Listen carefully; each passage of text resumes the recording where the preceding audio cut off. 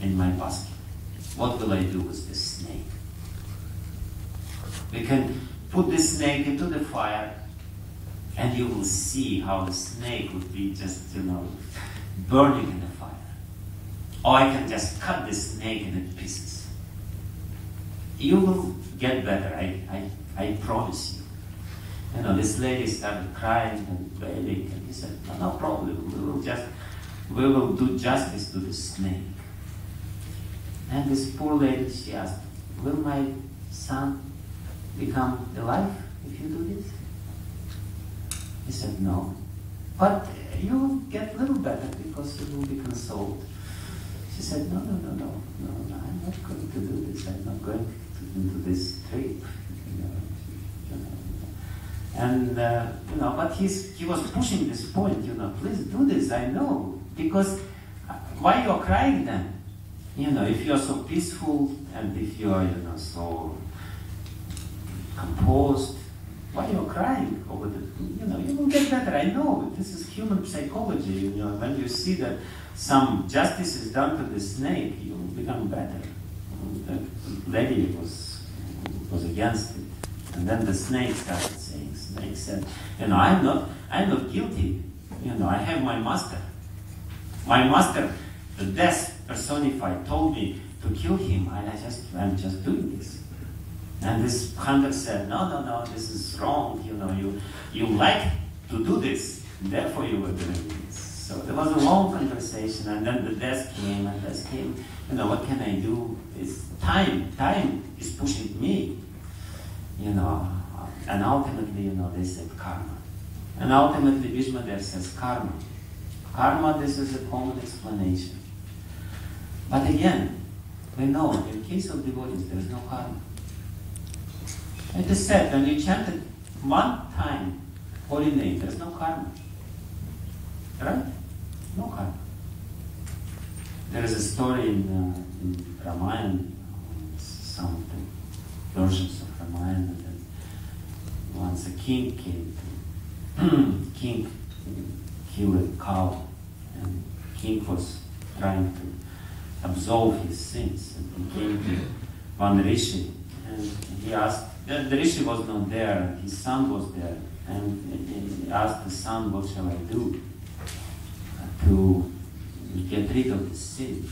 And the son said, you just chant 3 times Ram's name, and there will be no sin whatsoever. No consequences you will suffer. No problem you will undergo. And the king was become very happy. He said, yes, Ram, Ram, Ram, Ram. And he chanted a few more times, just in case. And then the Rishi was coming back, and he was very happy. So Rishi asked him, what happened? He said, your son is so smart. He gave me the means to purify myself from the sin. He said I should chant 3 times the name of Ram. And the Rishi became very angry at his son. He said, this son is an atheist. He's a complete atheist. He doesn't believe in the power of the holy name. He said you should chant holy name 3 times, whereas only 1 time is enough.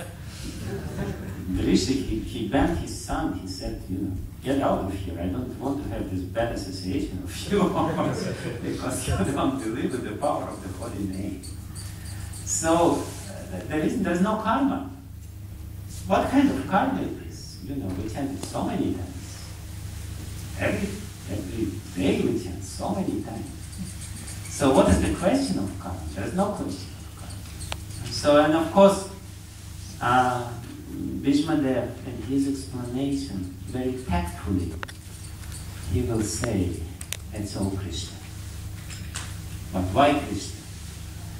What is the reason why Krishna is doing this? And how Krishna's love manifests to this? And how you can understand the plan of the Lord behind everything which is happening in your life. This is what Bhishmadev will be explaining. Ultimately, yes, we know the answer. Ultimately, we know the answer. The answer is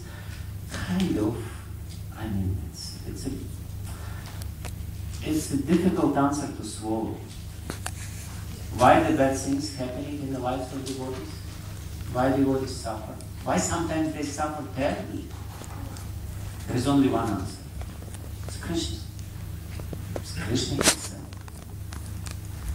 But here in this series of verses, it will be 6 or 7 verses after that, Bhishma there, he explains how we should understand the plan of the Lord behind everything which is happening in our life. Ultimately, yes, we know the answer. But sometimes we just cannot digest this answer. This answer is, it's just, sometimes it's very difficult. And you say karma is okay. Karma is okay, yes. Yes, karma, right? But ultimately, when it comes to the devotees, it's not karma. It's the personal, merciful involvement of Lord Himself. And how we should reconcile with everything which is happening in our life or in the lives of other people who are around us, that's a big question. And Bhishma will be explaining this, and I will try to explain this tomorrow, whenever I have a chance for this. That was a little introduction to this. I already gave the right answer, but I know that this right answer is a difficult answer. And how to understand this answer, that this is the personal involvement of the Lord, and that's important. So basically, that's it. Thank you very much.